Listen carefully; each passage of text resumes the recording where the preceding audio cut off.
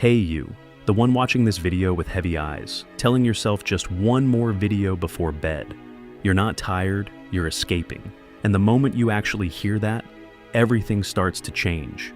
Right now your body feels drained, your mind is foggy. You keep saying, I just need more rest. But deep down, you know something's off. You've slept 8 hours, you've taken the mental health day. Yet here you are, still tired, still scrolling, still putting off the life you say you want. Today I'm not here to give you another soft motivational talk. I'm here to tell you the uncomfortable truth that saved my life and the lives of thousands of people who finally stopped running. You are not exhausted, you are escaping your life. And if you stay with me for the next few minutes, you're going to discover why you keep procrastinating, why you keep numbing yourself, why you feel stuck even though you know you're capable of more.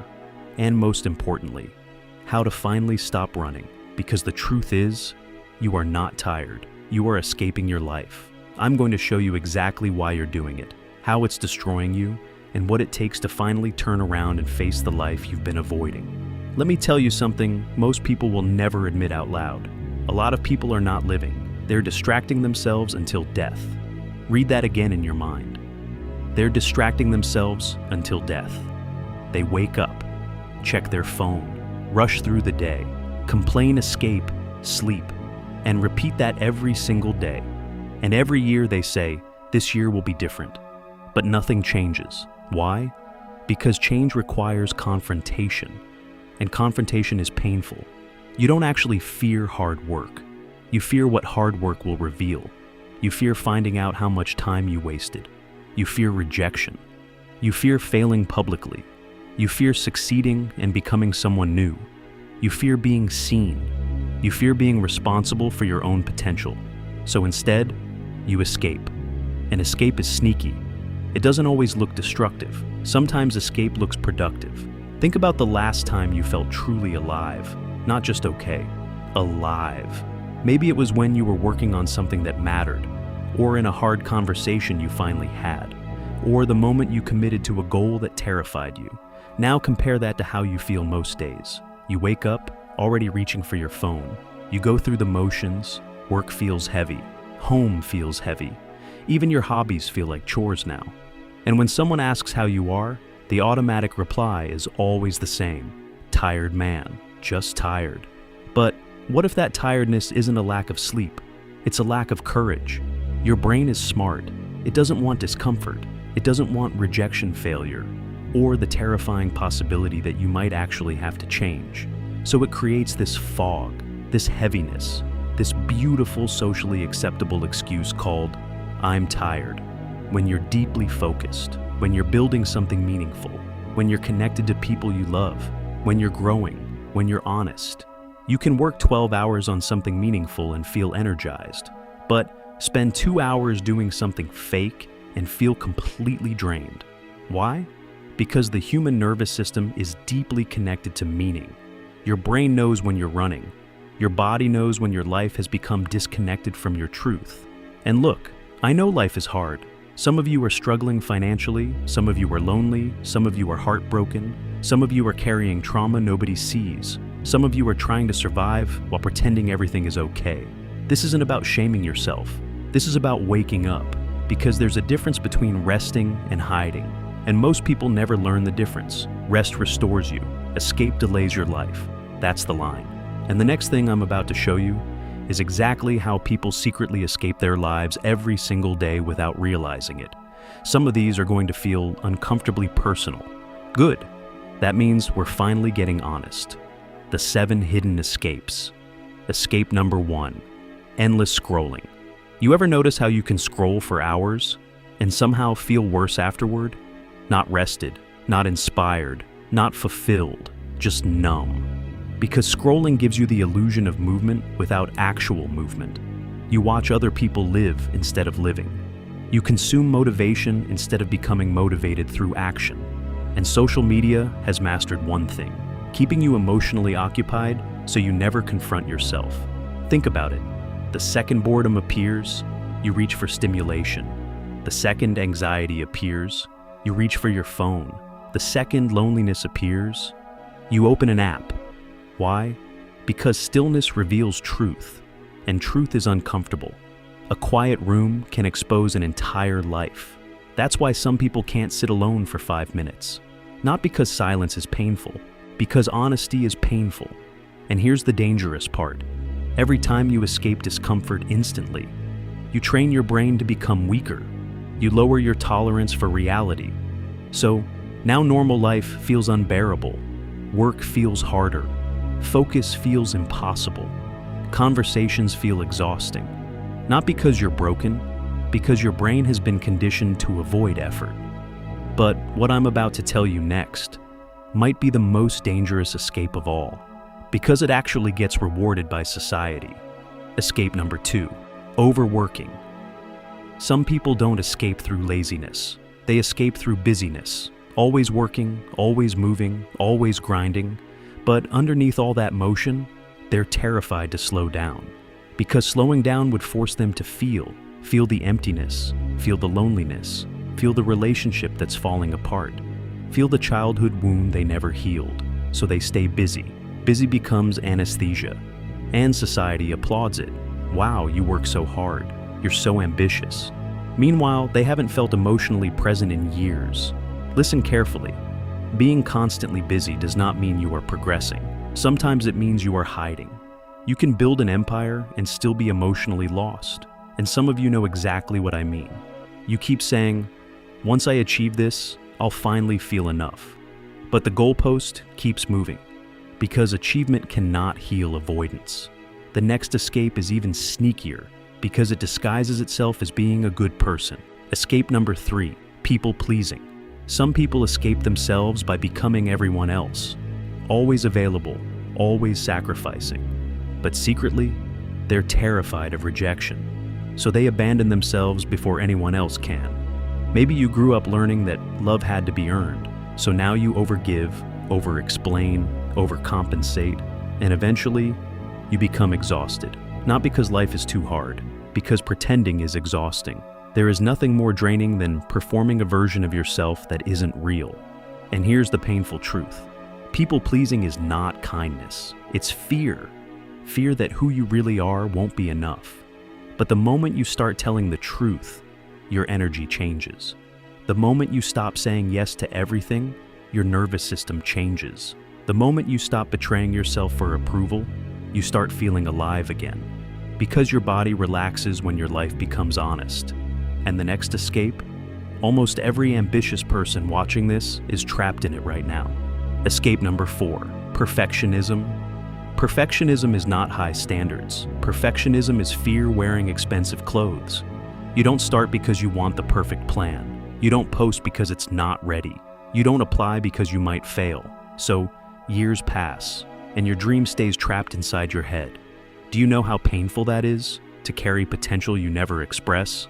A lot of people aren't tired from work. They're tired from resisting their own potential every single day. That internal battle drains you, because deep down, you know you're capable of more. And every day you avoid it, your confidence shrinks.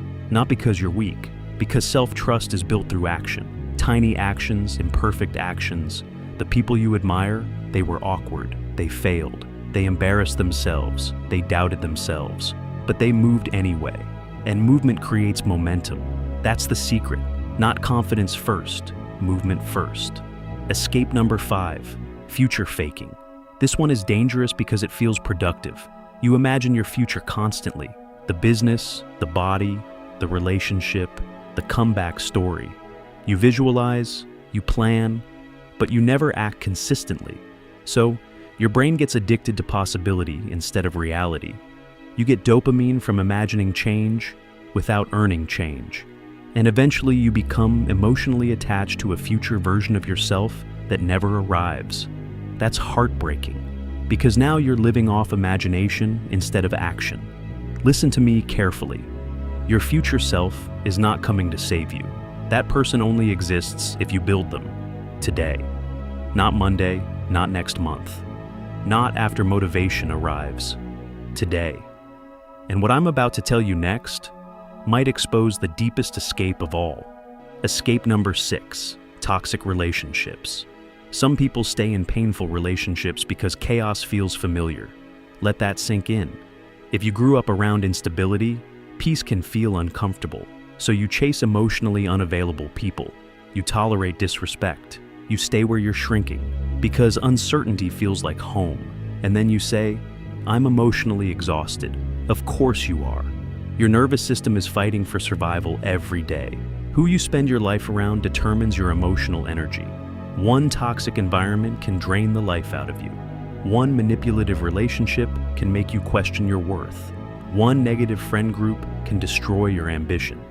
And sometimes the bravest thing you can do is leave. Leave the relationship, leave the environment, leave the identity. Because healing often requires distance from what keeps hurting you. And the final escape is the one most people never admit. Escape number 7, avoiding yourself.